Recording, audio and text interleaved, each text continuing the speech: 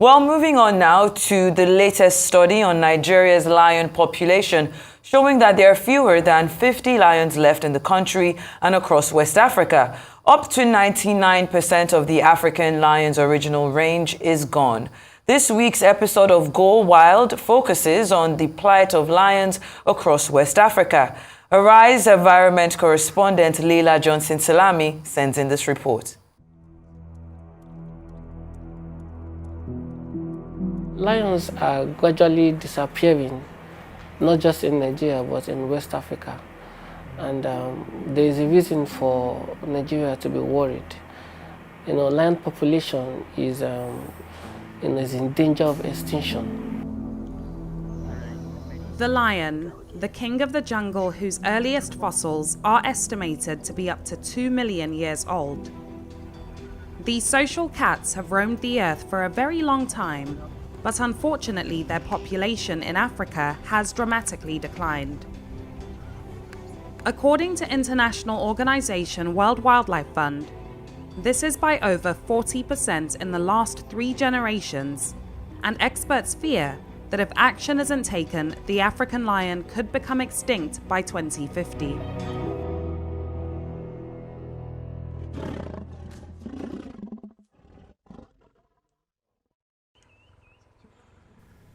Research shows that at least 75% of the African lion's original habitat is gone. And there are fewer than 35,000 left in the wild. The numbers for West Africa specifically are dire.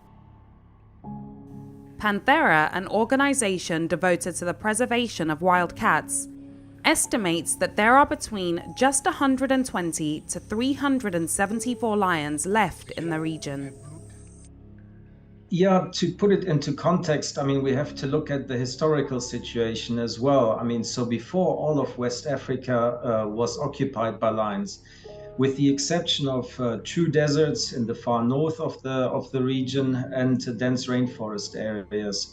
And if you compare the former range of the lion in West Africa to the current distribution, what we documented is a staggering 99% range loss. So they really only occur in 1% of their historical range. And in no other region, in no other part of Africa has that decline been quite so dramatic. While the African lion is categorized as vulnerable by the International Union for Conservation of Nature, the West Africa subpopulation is in an extremely critical state. According to a 2015 assessment by the IUCN, lions have disappeared in a number of West African countries. Here in Nigeria, it's hard to predict how many lions are left, as there are no recent studies. The latest study conducted in 2009 suggests that there are fewer than 50, the majority of which are found in the savannas of Yankari Game Reserve in Bauchi State and Kanji Lake National Park in Niger and Kwara states. Exact figures are actually currently missing, but it seems that the situation is potentially even worse. There seems to be more of an insecurity threat, especially in the Kainji Lake system, where news reports spoke about park rangers having to liberate the area because there were bandits occupying the park, or at least parts of it. So I think the situation couldn't be more dramatic in Nigeria at the moment. I think really a strengthening of the security situation in and around Kainji Lake National Park seems to be an absolute priority. And then to conduct surveys, to do follow-up surveys from the surveys we conducted in 2009 to really find out exactly how many lions are left, how they're faring. The West African lion is facing many threats. Human settlements continue to create smaller pockets of wilderness, so survival has become a major challenge. Unsustainable levels of hunting to supply the bushmeat trade is another issue. The lion depends on prey like antelopes and buffaloes, but the bushmeat trade takes them away, reducing the food available to them. These wild cats also get caught in traps and snares set for other animals sold as bushmeat. Dr. Talatu Tende spent time in Yankari Game Reserve between 2006 and 2013 while working on her PhD. She says that during her time in the park, lions were hard to come across. When I was in Yankari studying the lions, I carried out survey. I was employed as a research officer for Yankari Game Reserve, and mainly to carry out ecological surveys. And then during that time, I got very curious because I was working with some rangers. And each time I asked them the number of lions they had, they said they have up to 100, 150. And for the period of time I was carrying out my survey within Yankari, I didn't come across lions very often. So most times I see footprints and I see their poop, but I don't see them physically. I found out that they were just about maybe 10 individual lions within Yankari also that time. In 2021, I visited the Jakonde Arts Market in Lekki, Lagos, to report on the illegal sales of elephant ivory. As I strolled from stall to stall, I couldn't help but notice the widespread sale of products made from lion body parts too, especially teeth and claws, which are sold as jewelry and handicraft products. That's what they lion finger. He asked me, I carry on going for you. But to get it. That's what. Local demand for lion body parts in West Africa has always existed, and this has been linked to traditional uses. But with 350 million people in West Africa today, and possibly just 350 lions, this is a ratio of about 1 million people to 1 lion. So if this is to continue, these big cats will certainly be consumed to extinction. The illegal wildlife trade is another critical issue. In 2016, a report published by the United Nations Environment Programme and Interpol estimated the trade to be worth up to $20 billion a year. Lions are protected under the first schedule of Nigeria's Endangered Species Act, so the international trade of this wild cat is absolutely prohibited. Yet the international trade continues to contribute to the declining population of this roaring species. In a seizure in January 2021, officers of the Nigeria Customs Service confiscated illegal wildlife products containing 108 kilograms of lion skulls, teeth, and claws, signaling that lion body parts are still being exported. This one is an interesting case because here it seems that Nigeria was just a transit country. So at these volumes, the lion bone would have most likely come from Southern Africa. Usually for these bone shipments, they're destined for the Asian market. Because of the rarity of the tiger, lion bone is basically sold in Asia as tiger bone. And yeah, the origin there of the demand is the use of tiger bone in the traditional Chinese medicine. And there's a demand for huge volumes of this bone. And as tigers are becoming rare, this is now substituted by lion bone. To save this majestic species, it's clear that several steps need to be taken as threats continue to hit from every corner. In Yankari Game Reserve, the Wildlife Conservation Society, an international environmental non-profit, is working alongside the Bauchi state government to protect the wildlife park. In the course of our trip, to Yankari, I hoped, to see lions in Yankari. Unfortunately, we could not find one. There's been improvement in enforcement. I can tell you that rangers are being employed and also being trained to kind of monitor their activities. There are people living in these communities. And for you to protect lions, for you to protect wildlife, you need to get the community people involved. Education is key. Many hunters are against conservation efforts as they say it affects their livelihoods. And as their ancestors have hunted wild animals like lions for generations, they see no reason why they should be stopped.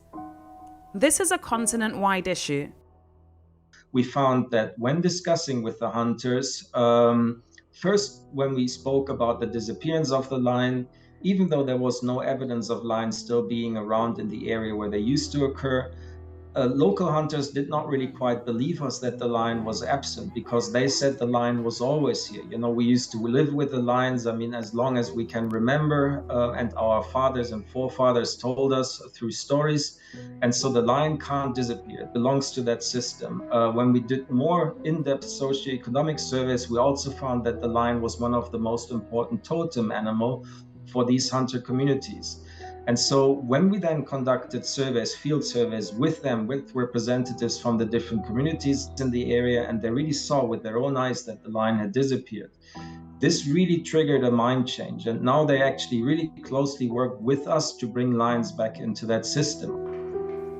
Lions are often described as the apex predators of their environment, which makes them crucial to a healthy balance of animal populations in our ecosystem. In turn, this has a positive effect on the condition of forests and grasslands.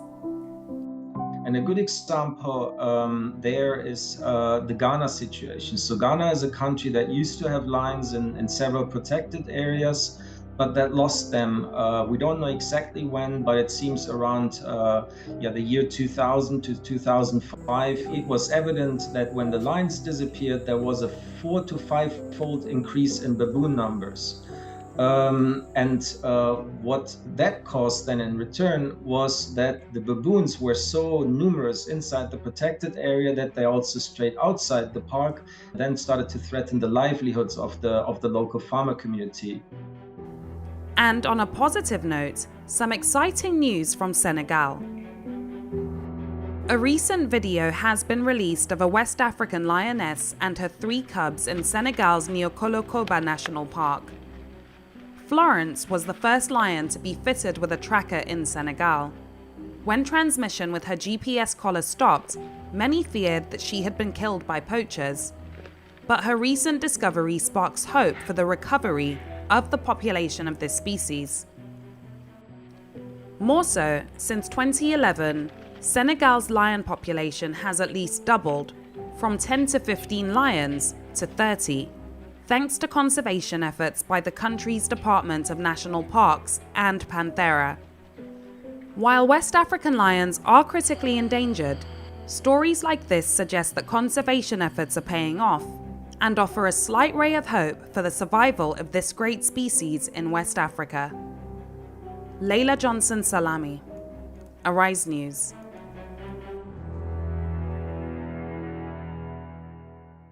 Fantastic report there by Leila Johnson Salami. Now we're being joined by Elisha Bello, who is a counter-wildlife trafficking advisor, to provide some more illumination to that wonderful report. Now it's good to have you. Welcome to the morning show. Now, All right, thank you. Good morning.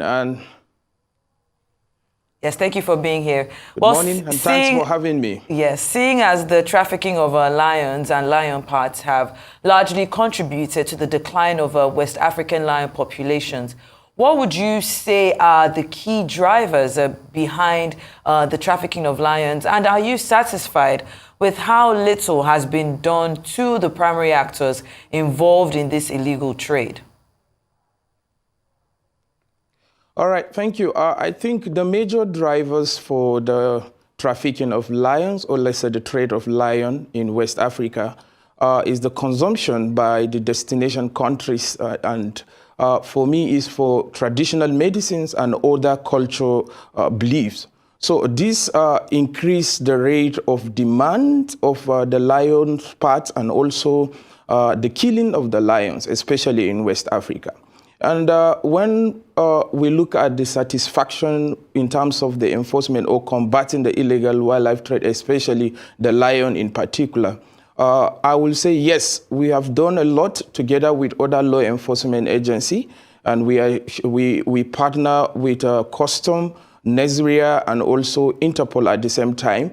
We share relevant information with them. And I'm sure we are going to do more in coming days and years, because the demand is high. Because when you look at it critically, the transhumans and also other research proves that the demand of the lion parts is increasing because they believe so much when they use the lion parts, it will help their immune system, and also it will make them to start looking younger, even though still research is ongoing. So this kind of demand will make the lion trafficking to become so high in West Africa, especially looking at our laws and also the enforcement efforts, not only in Nigeria. Thank you. Over to you. All right. Talk to me. I would like to hear from you because the silver lining in this particular dark cloud has to be the fact that encomiums have been pouring in because of the work that the Nigeria Customs have actually done. So a few weeks ago, 3 major traffickers were actually caught, and the international communities have been commending the Nigeria Customs for trying to curb this particular menace. But more importantly, do you think our laws are strict, are stringent enough? And do you think the government is really paying close attention to these issues to be able to, of course, we might not be able to stop it fully, but reduce it to its barest minimum? All right, thank you. Yes, customs are trying their best and also looking at our laws. To be honest, we have a very fantastic law, but the enforcement is the problem. And I will agree with the fact that we have some little lacunas in the law, and there are some bias in the laws which require some improvement and amendment at the same time. So if we can get that, I'm very sure with the effort of Customs and other law enforcement agency and support from conservation organizations like Wildlife Conservation Society, and to talk about other government, like, you know, Yankari Game Reserve is not a national park, it's a game reserve that is being managed by the state government. And with the effort of the government as well to also revive, or let's say improve and amend some of the laws, and at national level to look at the act and amend it, I think we are going to manage the situation like you've mentioned. Over to you. Yeah, but Mr. Elisha, can you maybe share some insights into the efforts and initiatives aimed at combating lion trafficking in West Africa, and what strategies exactly have been most effective in curbing this particular menace? And, you know, speaking about the law, looking at the existing legislations and international conventions that provide protection for lions in West Africa, how effective have these legal frameworks been in deterring poaching and trafficking in itself?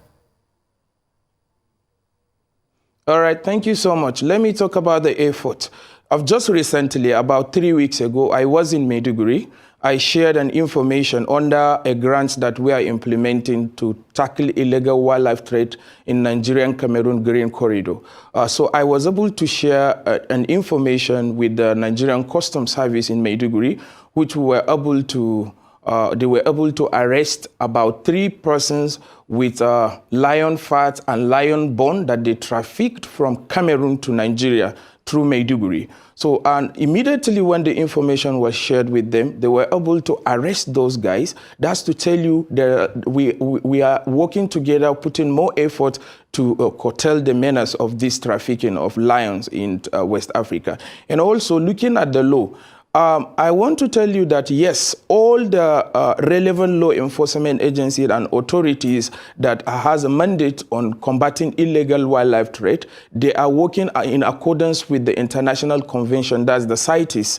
So, but my concern is when you look at the African lion, and especially the West African lion, Panthera, is classified and listed under CITES Appendix 2, of which that means is allowed to travel with the lion to another country.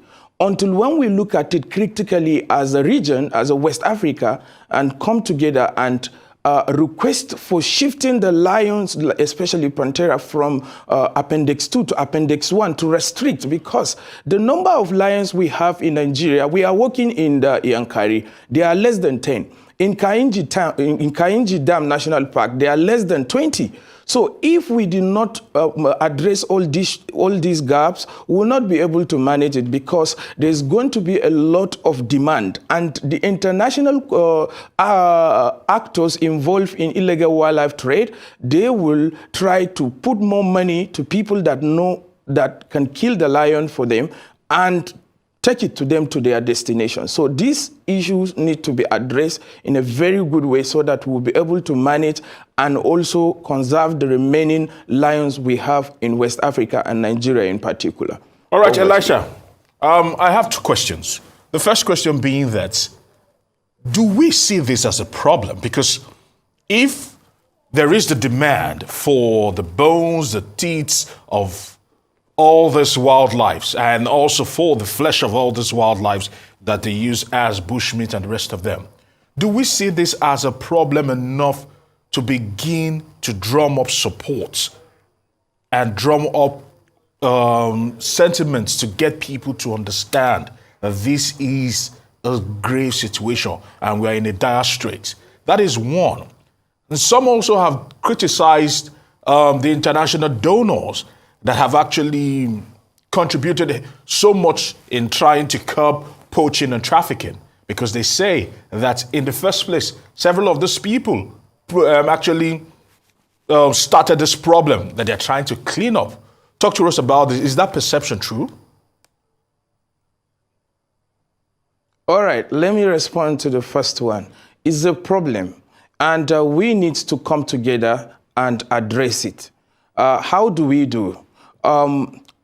As an organization, Wildlife Conservation Society is working in Yankari, where we have number of lions and elephants.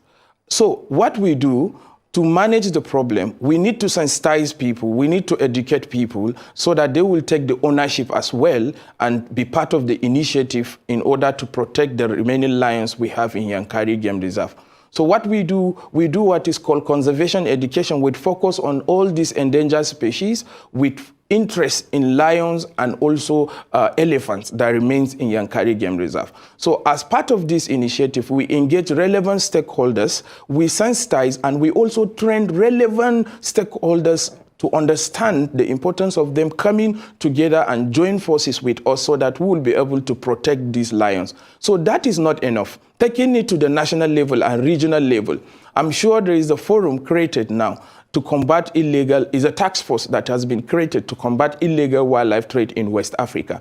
And Nigeria is the first country to constitute the committee, and of which civil society organizations and NGOs like Wildlife Conservation Society are part of this team. So with this effort, if other West African countries will replicate the effort of Nigerian law enforcement agency and other actors in combating illegal wildlife trade, I'm very sure we'll achieve a lot of results and we'll be able to protect the remaining lions and other endangered species that we have in West Africa. To respond to the second question, yes, of course, critics are allowed to criticize, and many people have their own perspective on how they view things and how they can be able to say it's based on their understanding and perspective. So for me to say donors, yes, of course, we have a lot of donors, but I don't think the donors are trying to clean up they do not create problem as far as I'm concerned. So if the person that criticizes has a donor in mind that thinks that created the problem, me, I don't know any, and I don't think there is any donor that created the problem we are talking about in particular is the disappearing of the lions and also illegal wildlife trade. So I don't think there is any donor that is involved in increasing the disappearing of the lions or involved in anything related to illegal wildlife trade with focus on the lion. So I don't think that is something I can worry about or to say a lot of things on. Thank you. Now over to you. All right, then. Thank you, Mr. Elisha. I would have loved for us to talk about success stories like the one we saw in the report that happened in Senegal. But we've run out of time. Thank you for being here on The Morning Show.